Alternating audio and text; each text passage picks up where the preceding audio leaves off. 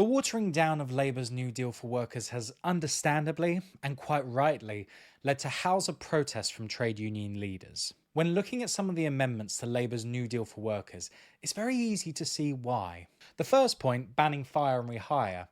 Originally, this was viewed as a very welcome move. However, new proposals would mean that businesses can restructure if there is no viable alternative. Point two, ending 0 hours contracts and giving employees employment rights from day one. Both were very welcome moves when first suggested. Now, these proposals are rendered meaningless by giving employers the right to impose a probationary period for up to 2 years. Even having the right to switch off and not having the employer bombarding you with texts, emails, and WhatsApp messages has also been watered down. On top of all this, where the commitment was originally to implement the New Deal for workers within the first 100 days of an incoming Labour government, the Labour leaders are now saying that the legislative process will start within the first 100 days.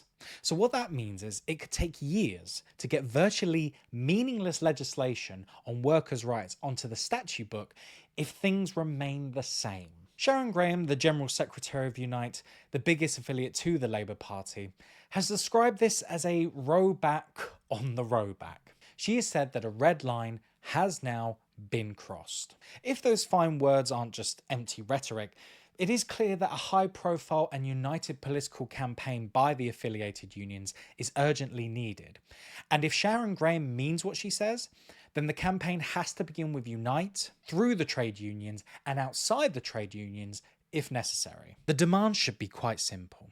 The Labour government should implement, within the first 100 days in office, the original commitments on workers' rights, with no get-out clauses for the employers. Such a campaign would involve pressure on MPs, lobbying, demonstrations, resolutions to constituency Labour parties, resolutions to the Trade Union Congress, but above all, it would involve effective resolutions being put to regional and to the National Labour Party conferences by affiliated unions. In the absence of such a campaign, mere threats to withhold money from Labour is tokenism and will be seen by all for what it is. It will not be serious opposition to the watering down of key policy commitments. The money paid into the Labour Party by the affiliated unions is substantial. But it is only a small amount compared to donations coming in from big business at this precise moment. Aware that Labour are going to form the next government, those who really run the show are buying influence and seeking to ensure that a Labour government legislates in their interest. So angry press releases and sound bites from general secretaries are all well and good, but only if they are backed up with some determined action.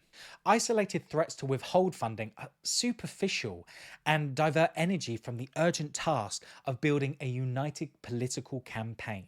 Unite by itself could be the focus and the spearhead of a considerable fight back against the right in the Labour Party. If the General Secretary and the Union, including the National Executive Committee, decided to make it so, it has the means and the justification to do it. Starmer's arrogance, ignorance, and political ineptitude is so deep and so ingrained that the right think it is acceptable to bend the knee to big business and to turn on the unions over this issue. That right-wing drift cannot be allowed to continue indefinitely and will have to be countered at some point with an effective political campaign by the affiliated unions. The unions control half the votes at Labour Party conference, and there is absolutely no reason why Starmer and the right should be allowed to get away with this. There is an old saying that empty vessels make the most noise.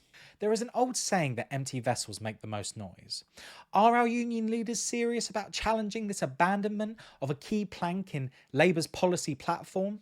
Or is their opposition nothing but empty noise? They are not completely politically inept. And they must understand that a united campaign, particularly within the Labour Party, on the issue of workers' rights is something that is urgently needed.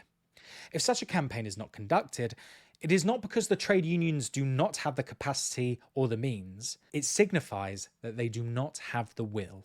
Thank you for watching this video.